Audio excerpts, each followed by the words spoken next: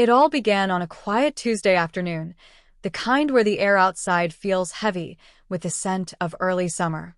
I was in the kitchen, folding laundry on the counter because the dining table had been overtaken by my husband's paperwork. Ethan, my husband of 8 years, had been working longer hours lately, preparing for some big presentation at his firm. We had both agreed that his career was in a crucial stage, so I tried not to complain, though sometimes I felt like a ghost in my own marriage. The kind of ghost that still made dinners, still sent him texts to remind him about meetings, and still smiled when he came home, tired, distracted, and glued to his phone. That afternoon, the phone rang. It wasn't Ethan. It was someone I didn't expect.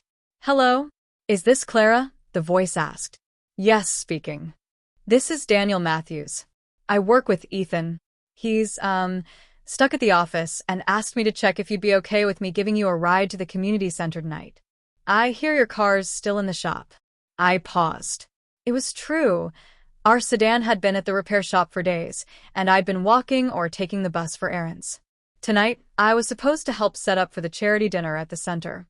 Without the car, I'd planned to call a rideshare. "That's kind of you," I replied. "I don't want to trouble you."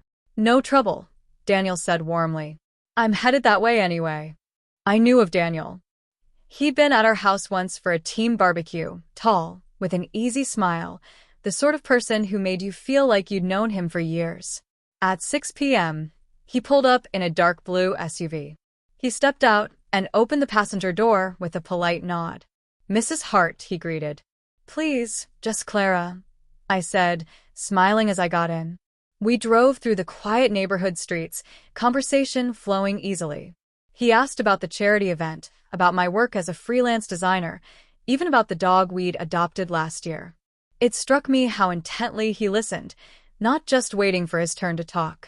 As we approached a red light, he glanced over with a half smile. "Ethan's lucky," he said. I blinked. "Lucky?" "To have someone who supports him the way you do," he explained. "At the office, we all notice how you keep him grounded. Not everyone has that at home." The compliment caught me off guard. Ethan had been so consumed by work lately that I'd begun to wonder if my efforts even mattered. Hearing it from someone else, especially from someone who saw him daily, hit differently. At the center, we unloaded boxes of tablecloths and decorations together. He stayed longer than I expected, helping set up chairs and string lights along the back wall. Several people assumed he was my co-volunteer, and I didn't correct them. When it was time to leave, he offered to drive me home again. The evening air was cooler, the city lights glowing softly against the sky. Halfway back, rain began to drizzle against the windshield. "You know," he said after a pause, "Ethan doesn't talk much about his personal life at work. But I can tell you mean the world to him." I turned to look at him. "It's nice to hear that," I said quietly. "Sometimes it's hard to tell." Daniel glanced at me, then back at the road. "I think he's just under a lot of pressure. People handle stress differently." His words lingered with me long after he dropped me off. Over the next few weeks, I saw Daniel a couple more times. Once when he stopped by to return a file Ethan had left at work, and another time when he offered me a lift from the grocery store after spotting me waiting for a bus in the rain. Each time, the conversations were ordinary, about weather, books, food, and the little quirks of life, but they carried a warmth I'd been missing at home. I never crossed any line, but I couldn't deny that his attention made me feel seen again. One evening, Ethan came home earlier than usual. Over dinner, he casually mentioned, "Daniel says you've been keeping busy with the community work." He was impressed. I froze for a second, then smiled. "He's very kind." Ethan nodded thoughtfully. "I'm glad you have someone to help out when I'm swamped. I don't thank you enough for all you do." It wasn't a grand gesture, but in that moment, I realized something. Daniel's kindness had reminded me of what I valued most, being acknowledged, being appreciated. And maybe Ethan needed that reminder too. In the weeks that followed, I focused on reconnecting with Ethan.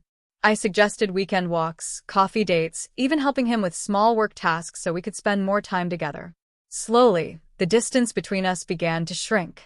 Daniel and I remained friendly, but I made sure our paths crossed less often. He had given me a gift, not of romance or temptation, but of perspective. Sometimes, it takes the kindness of a stranger, or a colleague, to make you realize what's worth protecting. For me, it was my marriage. And though the ride that evening had been nothing more than a simple favor, it had quietly steered me back to where I truly wanted to be.